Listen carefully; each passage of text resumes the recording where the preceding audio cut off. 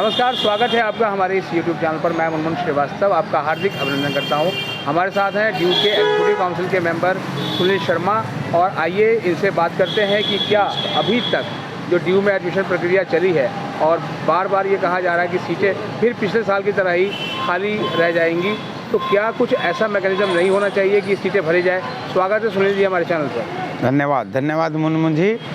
और जैसा कि हमने हमेशा देखा कि आप दिल्ली विश्वविद्यालय से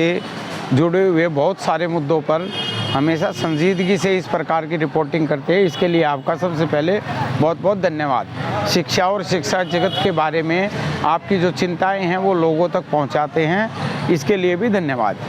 जैसा कि आपने सवाल किया कि बहुत सारी सीटें, लगभग 4-5 हज़ार सीटें दिल्ली विश्वविद्यालय के विभिन्न कॉलेजों के अंदर अभी खाली हुई हैं। पिछली बार भी ऐसा देखने को आया था कि बहुत सारी सीटें सारे राउंड कर लेने के बाद भी बहुत सारी सीटें खाली रह गई थी। देखिए, पब्लिक फंडेड इंस्टीट्यूशन के अंदर जहां पर गरीब तबके के बच्चे यहां पर पढ़ने आते हैं,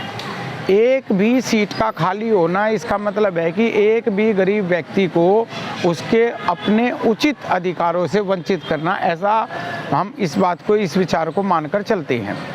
और इसी बात के निमित्त पिछली एग्जीक्यूटिव काउंसिल जो अभी पिछले ही महीने हुई थी, उसके अंदर वाइस चांसलर साहब के सामने जब ये मुद्दा आया तो, और कई मामलों में ये भी देखा गया कि कई विषयों में तो जो CUT का जो रैंकिंग है वो भी एग्जॉस्ट होगी और सीटें खाली रह गई। तो एग्जीक्यूटिव काउंसिल के अंदर एक कमेटी कॉन्स्टिट्यूट की गई थी, जिसमें इस मंशा के साथ वो कमेटी कॉन्स्टिट्यूट की गई थी कि इस एडमिशन प्रक्रिया को चाहे हमें डिसेंट्रलाइज ही क्यों ना करना पड़े, डायरेक्ट एप्लीकेशन इनवाइट करके, जहां पर CUT के भी स्कोर जो हैं वो जो मेरिट ख़त्म हो चुकी है, वहां पर डिसेंट्रलाइज तरीके से डायरेक्ट एप्लीकेशन इनवाइट करके उनके एडमिशन होने चाहिए और सारी सीटें यहां पर भरी जानी चाहिए। लेकिन जैसा अभी मेरे को आपके माध्यम से इस प्रकार की जानकारी मिल रही है कि अभी भी ये सीटें बहुत खाली हुई हैं, तब इसके नाते भी मैं आपसे रिक्वेस्ट, आपके चैनल के माध्यम से ही वाइस चांसलर साहब से या डीन एडमिशन मैडम साहिबा से ये रिक्वेस्ट करना चाहूँगा कि एक बार जो कमेटी कॉन्स्टिट्यूट हुई थी, उस कमेटी की दोबारा से मीटिंग कन्वीन कीजिए। उसमें उस मंशा के साथ कि सब बच्चों को एडमिशन मिलना चाहिए, एक भी सीट खाली नहीं जानी चाहिए। ऐसी मंशा जब हमारे वाइस चांसलर की है, पूरी एग्जीक्यूटिव का जब ये मैंडेट था, तो फिर ऐसी सीटें खाली बिल्कुल नहीं होनी चाहिए और इसको डिसेंट्रलाइज तरीके से, यानी कि कॉलेज वार, विषय वार अपनी डायरेक्ट एप्लीकेशन मंगाकर उनके एडमिशन प्रक्रिया को पूरे करें और इन सीटों को पूरा भरे। ऐसी हम जो है डिमांड करते हैं, मांग करते हैं आपके चैनल के माध्यम से कि ये बात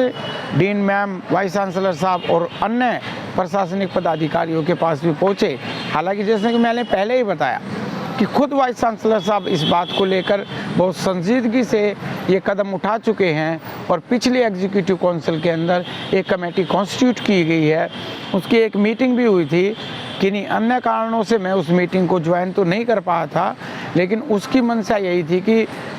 दिल्ली विश्वविद्यालय के किसी भी कॉलेज में, किसी भी कोर्स में एक भी सीट खाली नहीं जानी चाहिए, बनस्पत इसके कि कोई 2-4-5 एडमिशन ज़्यादा ही हो जाए तो कोई पब्लिक फंडेड इंस्टीट्यूशन में, क्योंकि यहाँ तो जो सैंक्शन सीटें हैं वही नहीं भर पा रही हैं। नहीं, उसी बात को लेकर एक विशेष प्रावधान इस बार किया गया था, पिछली बार ऐसा प्रावधान नहीं हुआ था। तो अगर कोई ऐसा सुपर राउंड चलाकर भी एक बहुत जल्दी से इस प्रकार की सीटों को भरने की प्रक्रिया को अंजाम दिल्ली विश्वविद्यालय को देना चाहिए, तो वो अगले सप्ताह में मुझे लगता है कि वो कार्य भी संपन्न करना चाहिए। और कॉलेजेस के माध्यम से, जैसे पहले होता था जब सेंट्रलाइज एडमिशन दिल्ली विश्वविद्यालय में नहीं होता था, तब भी डिसेंट्रलाइज तरीके से कॉलेज वार, विषय वार दाखिले लोग लेते थे। अभी भी वो प्रैक्टिस इन विशेष प्रावधानों के साथ चल सकती है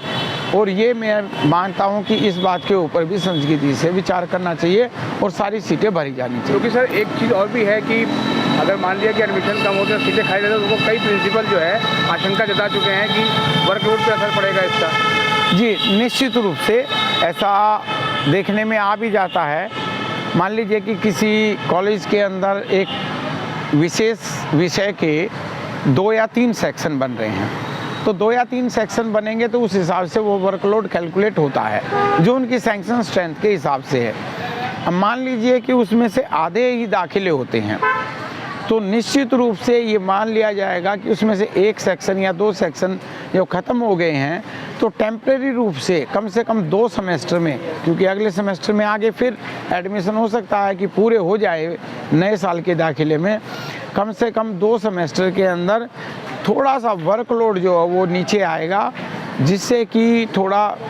जो ये नियुक्ति प्रक्रिया चल रही है इसमें कुछ लोग हर्डल लगाने की कोशिश कर सकते हैं। हालांकि वर्कलोड वाले मामले से इस नियुक्ति प्रक्रिया को पूरी तरीके से दूर किया गया है, लेकिन फिर भी पूरे दाखिले हों, सबके पास पूरा वर्कलोड हो, सब लोग शिक्षा और शिक्षक के लिए और विद्यार्थियों के लिए काम करें, ऐसी मंशा भारतवर्ष के अंदर होनी ही चाहिए। जब सबका साथ, सबका विकास और सबका विश्वास लेकर चल रहे हैं, तो फिर चाहे विद्यार्थी हों, चाहे कर्मचारी साथी हों, चाहे शिक्षक साथी हों, किसी भी वर्ग को जिसका शिक्षा और जो शिक्षा से मतलब संबंध रखता है वो अछूता नहीं रहना चाहिए, सबको अपना हक मिलना चाहिए। बहुत बहुत धन्यवाद सुनील जी, हमें समय देने के लिए। धन्यवाद मुन्नी।